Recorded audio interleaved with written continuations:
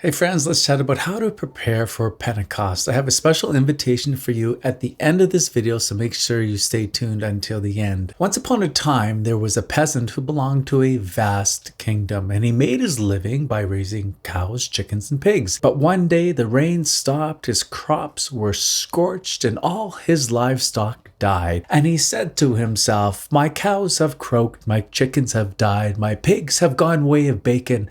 I will lie here down on this ground and wait to die, for I have nothing left to live for." So the peasant lay down on the ground, waiting for death to take him. And as he lay there on the ground, waiting to die, he heard whistling off in the distance. He looked up out of the corner of his eye as he lay on the ground, and he saw another peasant driving a team of oxen, and in the back of the cart of the wagon he had some chickens and some pigs. He came up right beside the man who was lying on the ground. He stopped his oxen, he looked down at him and said, "Why do you lie there?"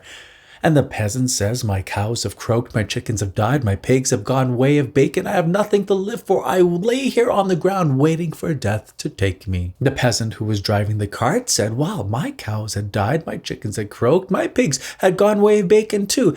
But did you know that our king is restoring our fortune? He is a great and generous king, and perhaps he will help you." "Well, how did he help you?" asked the peasant lying on the ground. He said, "Well, I went up to the castle, and as I approached it, an attendant came out and they asked me what my business was, and I said, 'Well, I've lost everything, and I've heard our king is great and generous and he could restore my fortune.'" "Indeed," said the attendant, "but when you go in and ask the king to restore your fortune, make sure your ask matches his generosity." I entered the castle and walked down the hall of crowns. At the end of the hall, I saw our king seated upon his throne. I knelt before him and I heard his words, "What is your business here?" "Your Highness," I said, "I have lost everything, and I've heard you are great and generous, and you're restoring people's fortunes." "Indeed," said the king.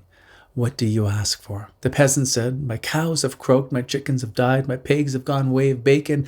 I ask that you restore my fortune." The king said, "So shall it be." And from the treasury he restored all that I have lost, and you see, it is so. Maybe he can help you.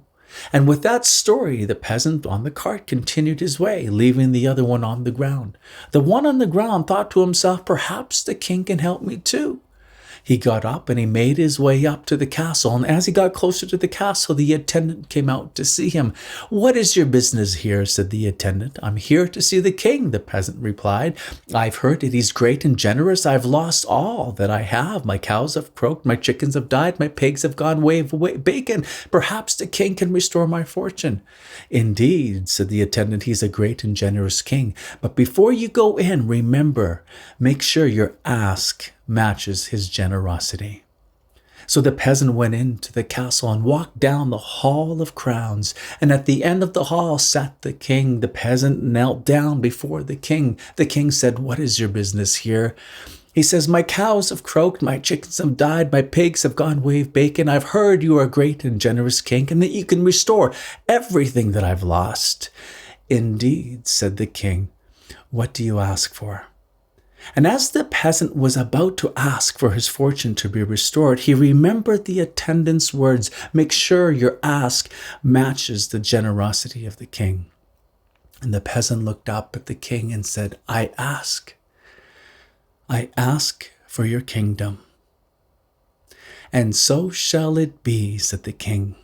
The king arose from his throne and went down the hall of crowns and removed one from its display case and placed it upon the peasant's head and said, "Son, all that I have is yours. Enjoy thy kingdom." My friends, so often when we go to Jesus, our King, we ask too little. We have to remember that our ask matches the generosity of our King. So often when we approach Jesus in prayer, our King, we are asking for the cows, the chickens, and the pigs, and what he really desires to give us is his kingdom. St. Alphonsus reminds us not to limit ourselves to little things. It is okay to ask for the little things, the cows, the chickens, the pigs, but God has something more. He tells us to pray with confidence, feeling sure that by prayer, all the treasures of heaven are thrown open to us. Prayer is a treasure. He who prays most receives most. St. Bonaventure says that every time a man has recourse to God by fervent prayer, he gains good things that are of more value than the whole world. Any day a man gains more by devout prayer than the whole world is worth. The treasury of heaven is being thrown open to us. Pentecost is right around the corner. So let's prepare our hearts to receive the blessing of this feast day. How can we do that? This Friday marks the beginning of the traditional novena to the Holy Spirit, which ends on the Feast of Pentecost. So if you'd like to join us, each day, starting on Friday, we're going to release videos on the gifts of the Holy Spirit and then provide prayers as well to prepare our hearts for the blessing of Pentecost.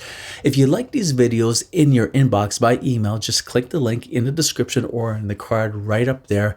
Opt in, then you'll get the messages right in your inbox. Secondly, we also have a Facebook group where we're going to be journeying together where you can ask questions. If you want access to that private Facebook group, the link is also in the description.